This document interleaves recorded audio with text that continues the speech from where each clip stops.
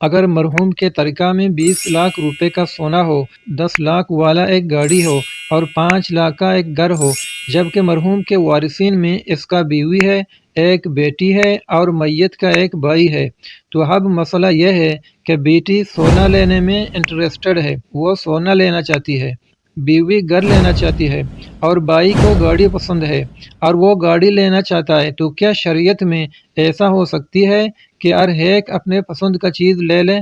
تو شرعی نقطہ نظر سے جواب یہ ہے کہ جی ہاں، بالکل ایسا ہو سکتی ہے۔ ترکہ کو اس طرح تقسیم کرنے میں ممکنہ 2 طریقے ہیں اور دونوں طریقے شریعت میں بالکل جائز ہیں۔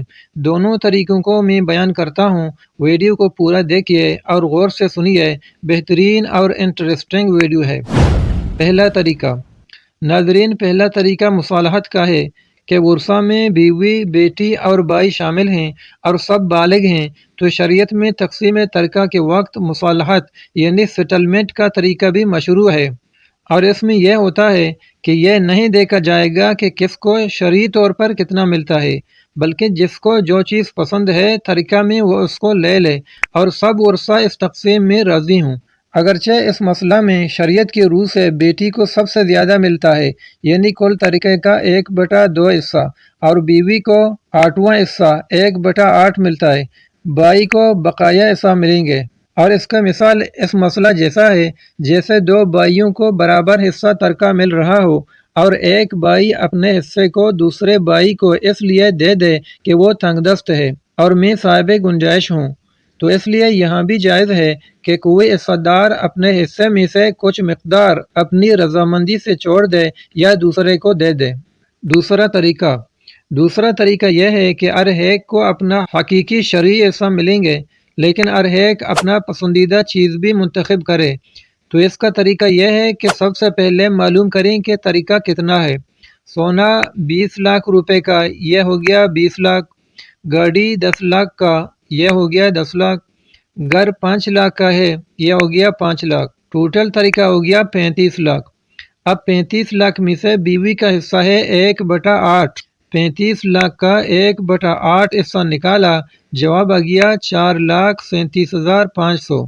بیٹی کا حصہ کل ترکے کے 1/2 حصہ ہے، یعنی 35 لاکھ کا آدھا حصہ بیٹی کا ہے، یہ ہو گیا 17,50,000۔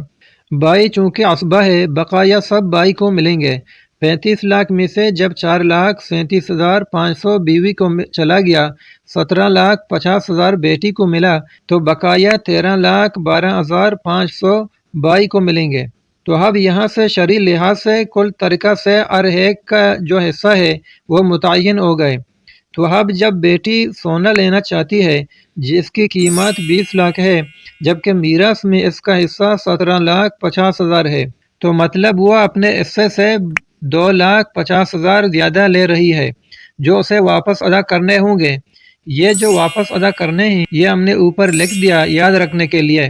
اگر بیوی گھر لینا چاہتی ہے جس کی قیمت 5 لاکھ ہے، جبکہ میراث میں اس کا حصہ 4,37,500 ہے، تو مطلب وہ اپنے حصے سے صرف 62,500 زیادہ لے رہی ہے، جو اسے واپس دینے ہوں گے۔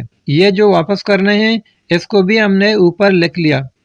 دونوں رقمیں 3,12,500 بنتی ہے۔